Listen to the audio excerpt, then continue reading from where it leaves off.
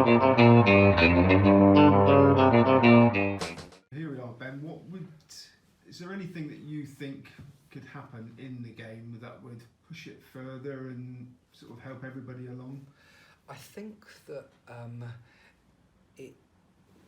when I look at horse racing and dog racing, although they're our life, we live in these sports, and to us they're enormous. They're actually very, very small, and I actually think they're a bit too democratic.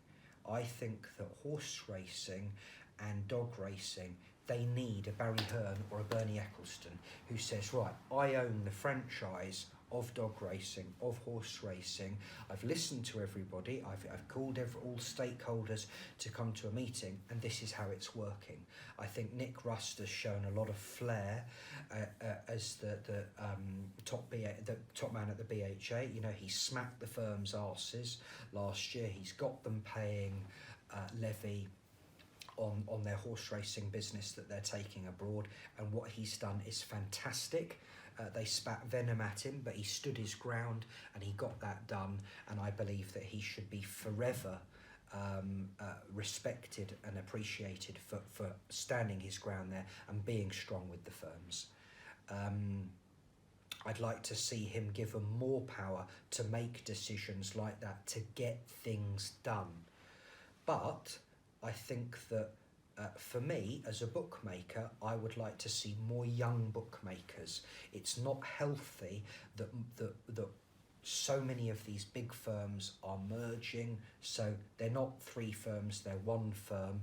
It's less flair that they need to show to get business, it's less competition, and they're sort of faceless corporate outfits who don't really think about bookmaking. All their they're IT companies, they're technology companies who are running enormous affiliate schemes to get clients in. That's fine, but I would like to see more young people trying to become bookmakers, and I would like to see at the racecourse, when you see satellite rings, they call them, so when you go to Royal Ascot and you see 5 bookmakers by the bandstand or by the parade ring or round the back in the members area or whatever, I'd like to see, when these areas open up, possibly them given to 5 bookmakers. Right, we would like to see 5 bookmakers who are under the age of 25 go there, and they might even have their pitch there, and they might have a bookmaker who's willing to advise them, an older bookmaker in the main ring, go round before racing, talk them through the day's racing, check they've got their computer working properly, check that they've got everything ready for their day's work, advise them on how big their liability should be, when they should be hedging, when they should be hedging business from other bookies or whatever, because when you go into the ring and all you can see is old people, it doesn't bode well. We need to have a cross section. I like to work next to Julie Williams at Cheltenham. She's a real professional operator, and it can't have been easy following in her father's great footsteps. That's for a lady in the betting ring to bet under the name of Freddie Williams is that's daunting, and Julie is an excellent operator. I'd like to see more women betting in the ring. I'd like to see more minorities betting in the ring, but particularly I'd like to see more young people given chances as bookmakers. So racecourses have obviously made an effort to get the young people in, but it seems to be backfiring because the focus is on either music or drinking. Do you think those could work in the long run, or would you have other ideas about how to attract the youth? Yeah, but I think that, are you talking about, I think really that's a question about society. If you say, well, hang on, all these people who we let into racecourses, they get pissed and fall over or have a punch up or whatever, that is, I don't think you're really moaning about the people that come to the races. You might be moaning about people in England. I think that, look, it's very easy to say, oh, as a purist, for people who do love the game, owners and whatever members, look, we don't want lager louts at the races ruining it for us.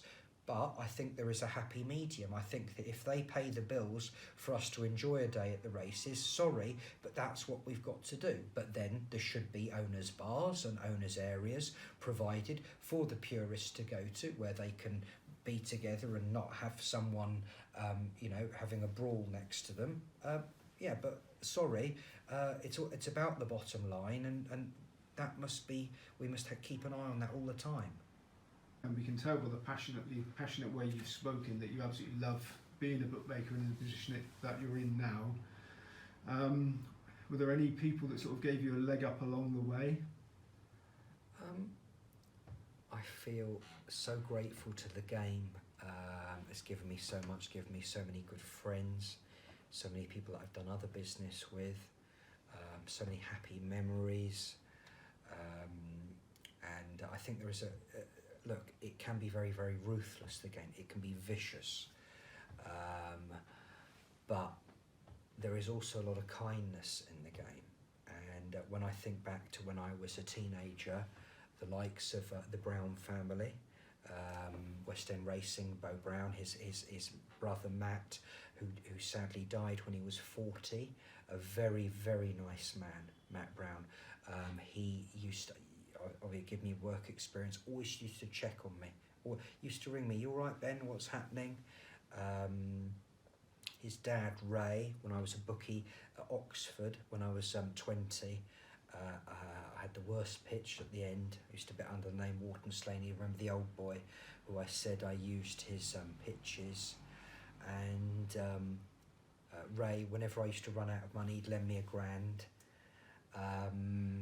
Lofty, Martin Chapman, he taught me a lot when I was a child. I used to go to Hove Dogs, used to watch out for me, used to be patient, teaching me how to clerk, teaching me the fractions. Neil Channing, when I used to do my work experience at City Index as a teenager, I used to write to him from school with questions about betting and bookmaking, things I didn't understand. And then when I'd go there in the holidays, I'd sit next to him. He'd explain how he'd transform change the prices from fixed odds into spread prices, and we'd break it down mathematically to 100%, then make the spread prices. Then he with Steve Todd, his business partner at the races, they used to give me work experience, and I could lay the odd horse. They were very kind to me, took me to Cheltenham. Kelvin Richardson for introducing me to Tony Bloom, who gave me a job in Gibraltar. Tony himself for teaching me a lot about value, a man who has a wonderful appreciation of value.